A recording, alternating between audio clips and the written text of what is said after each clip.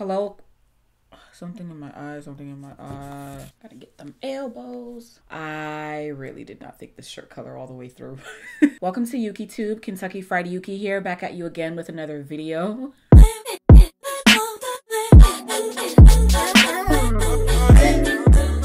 Hello, if you've never seen me before. Hi, my name is Youkeyy, and if you are a returning subscriber, welcome back. Welcome back. Welcome back. Welcome back. Hey, welcome back. I feel like every time we sing that song now it's gonna be a different rendition, a different remix each time, but we still love the original. In today's video, I'm gonna be showing you how to get eyeshadow colors to pop on any skin tone. And I initially wanted to make this video more catered towards darker skin tones because it's usually people with darker skin tones who tend to ask me how I get these eyeshadow colors to look really vibrant on the eyes. However, I do feel like everyone can benefit from this, whether you are fair, medium, dark, deep dark, paper, whatever skin tone you have. This could be potentially beneficial to you if you don't know any of these tricks already. I'm gonna bring you in closer and show you how to get your eyeshadow colors to look like they have a PhD in pigmentation. So I've already applied my foundation and I've already done my brows. I'm just gonna do the eyeshadow and then I'll go back and deal with the rest of the skin later. But first, where did this thing go? Rule number one, whenever you are trying to get eyeshadow colors to pop, you want to even out the base of the eyes. Y'all, I already let you guys know I have hyperpigmentation to my eyes. You probably can't see it as much right now because I do have a bit of concealer around my brows that I blended out, which kind of came down a little bit. And I am currently using a new skincare regimen that's addressing my hyperpigmentation. So it's really not as bad as it used to be, but as you can see here, I have natural brown smoky eyes. That's what I like to call it, natural brown smoky eyes. And if you have hyperpigmentation around your eyes especially, you know what's up. And even if you don't have hyperpigmentation, you want to make sure that you are laying down a base regardless because your eyeshadows need something to stick to. Now, some people like to use eyeshadow primer, some people like to use concealer. I am definitely a concealer girl. I have not gone back to eyeshadow primers ever since I discovered that you could use concealer to actually prime your eyes. So what I'm gonna do for this video to show you the difference, I'm gonna try to do one eye without any concealer or product on it, and then the other eye with my usual routine. Realistically, anybody can use whatever concealer color that they wanna use. I personally prefer to go much, much, much lighter than my own natural skin tone, simply because it really allows those colors to show up more. I normally use the Makeup Revolution Conceal and Define Concealer in the shade C12, and as you can see, it's significantly lighter than my skin tone. So I did go to Ulta the other day and I got the C1 concealer, and you can see it's super light. And I don't know if you guys remember this, but a few years ago, we used to use the NYX Jumbo Pencil in the shade Milk and just lay that all over the eyes. I know some people still do it. Some people mix it in with their concealer to give them a lighter shade,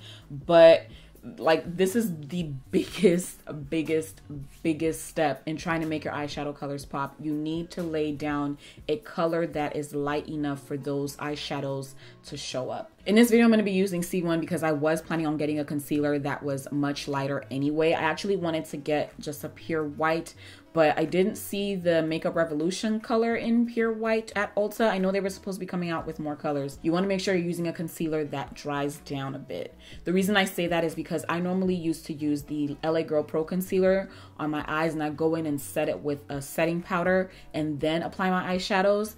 But that technique does not give you as much pigmentation as the technique I'm about to show you. And because my skin color is significantly darker than this shade, it's going to look as if I have on a pure white. Patting this on, and you really don't want to add too much. I've not set my foundation yet, so she's a little bit cracky. And the reason I'm kind of stamping instead of swiping is that stamping will make sure that the product is embedding itself into the skin, and swiping, you risk taking off some product and getting those brush streaks that you don't really want. Teachable kind of video today. So it's really important to use a concealer that dries down a bit more than others. If you use a concealer that's really wet, or if you add too much of the concealer, your eyeshadows are not going to stick and you're just going to have a huge mess everywhere. Some people even like to go on the lower lash line if they know they're going to be adding a lot of color there as well. If you know me, you know that the palette I'm about to use is no surprise to my channel. It's the Morphe 35 Bay. I'm using this palette too because I want to show you that you don't need a super expensive eyeshadow palette to create vibrant looks. You can get a higher level of pigmentation from any eyeshadow palette that you use, regardless of how cheap it is. Now, to a certain extent, let's put it that way. So I'm gonna go into this vibrant pink right here, and I'm gonna apply it to the non-primed eye. You see how I'm barely getting anything? So I'm gonna attempt to build up the color on this eye just to show you what it's all about. So this is a pink, and as you can see, because we don't have an even base on the eye, it looks like things are just kind of all over the place. It's looking a little bit splotchy as well. I'm gonna try to incorporate some of the colors from my taking makeup advice from mean comments video that I did, because apparently a lot of you really like the color combination in that. So taking this blue here, pat it on, and as you can see, you know, the pigment is trying, it's trying. Did I use this purple? And you guys will see the reason why I'm laying down all the colors on this eye first without going back and forth in between. And I'm really trying to build up this purple, but you know, she's struggling a little bit. But you can definitely still see the color on this eye, but it's really not as vibrant as it potentially could be. You see the creasing on this eye?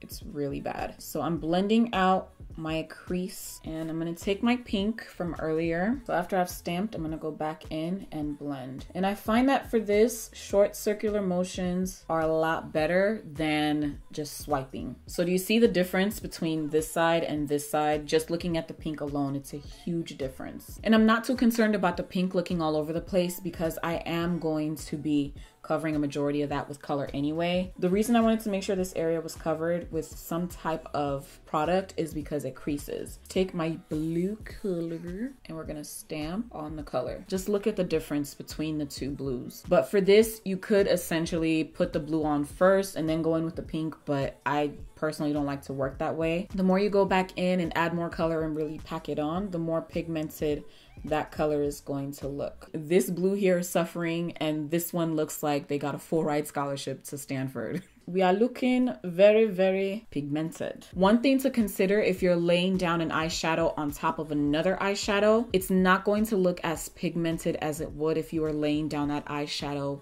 bare on your concealer. So I'm gonna blend the purple into the blue, give me a nice gradient. I kind of want to smoke out this purple and blue a little bit. And then if you go back in and really pack on that pink, you can see that it also continues to give you more pigment. Care for me, say you'll be there for me, there for me, there for me. Said you will live for me, cry for me, die for me. I'm not really caring about the edges with this look, to be honest, but we want it to look a little bit polished, just a smidge. And I'm gonna add more to the left side as well, just so you guys don't feel like I'm neglecting it. But you see how this is definitely showing more true to color compared to this side. But also remember, I do have a little bit of concealer on this eye because I did blend out the underbrow area, which brought some concealer down to the eyes. Another thing that really, really, really amps up your entire eye look is to add a color to the waterline. It can be white, it can be a light brown, it can be blue, whatever color that you feel fits with the look. It really, really makes a huge difference in getting your eyes to pop a lot more. For today's look, I'm going to be using this blue from Ruby Kisses. Let me go ahead and apply my under eye concealer. That's another thing that makes a huge difference. Adding that under eye concealer, especially if you have hyperpigmentation underneath the eyes, or even you're a bag lady like I am, it really makes your eyes look like they protrude more by making the under eye area look like it's receding. So in order to show you guys the huge difference it can make when you add colors to the waterline and the lower lash line, I'm going to take that same purple from earlier and stamp it onto the lower lash line. And you can really tell that by having a waterline color and a lower lash line color together, it can really make your eyes pop even more. Some people actually like to use their same concealer or eyeshadow primer, whatever they used on the top lid, but I personally don't do that. So here, because I stamped the color to the lower lash line, and I've already basically set down something for it to stick to by applying my under eye concealer first, I feel like it definitely makes the lower lash line color pop a little bit more. For this brush, I used the Morphe M508, and I'm going to do the same thing to this other side. So here you can really see the difference between the two eyes. It's kind of is something. But because I wanted to use those colors that I used for the taking makeup advice from Mean Comments video, I'm going to use that same color that I used in that video. It's the Suva Beauty Individual Eyeshadow in the shade Tropic. So I'm going to take some of it onto a pencil brush. This is my Sigma E30 pencil brush, and I do have a code with Sigma, just so you know. It's Youkeyy, Youkyi at checkout if you want to get 10% off, just saying. So I'm going to use it dry on the inner corner here, and you see how we're barely getting anywhere. Keep stamping it on. Meh. Many of you probably know this trick, but you want to use your eyeshadow wet, especially for shimmer colors. I actually used to use water for this, but you can also use a setting spray. So I'm going to use the MAC Fix Plus, spray some of that onto my brush. And now I'm going to go in with the same eyeshadow.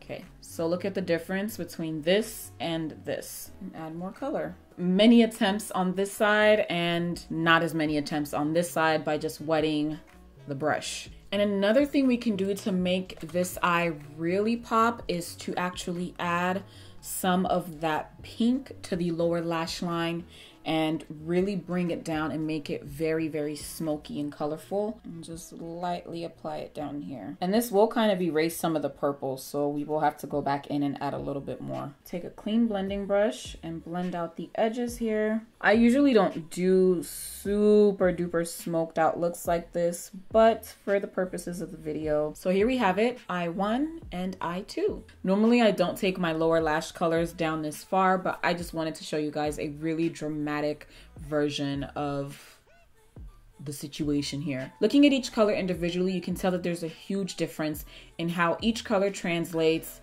in how each color kind of blends into the other, and just how pretty they look. This is all stuff that you can use with any color eyeshadow. It can be brown, it can be gold, it can be black, whatever. This is very editorial, very dramatic. Your freaking nudes could never, okay? So hopefully this video showed you some do's and don'ts in how to get your eyeshadows to pop more and definitely be more vibrant. Now that you watched the video, I hope that you learned something new, and I hope that you do subscribe and hit the bell to get all notifications so you don't miss any of my uploads. Be sure to also follow me on social media. I'm on Instagram and Twitter at Youkeyy_, and turn on post notifications for Instagram as well, because Instagram's algorithm, it's a mess. Yeah, here you have it. Once again, thank you so much for watching, and I hope to see you in the next one. Lord willing. Stay blessed. Bye.